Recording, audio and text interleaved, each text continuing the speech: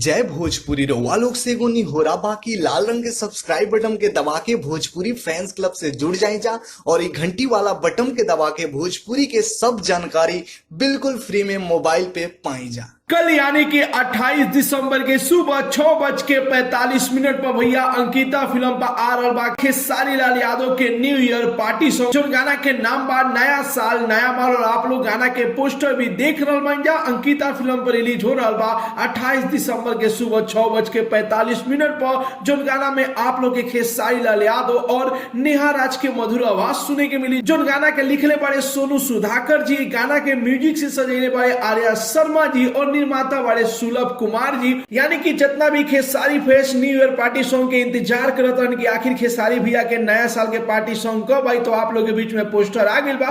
कल आप लोग के बीच में गाना आ रहा बा। तो भैया आप लोग के पोस्टर कैसा लागल, रिपोर्ट कैसा लागल, अपन राय जरूर ही कमेंट बॉक्स में बताइए। मिला था अगला वीडियो में एक नया न्यूज के साथ है। तब तक के लिए बाय बाय, टेक केयर, जय भोजपुरी।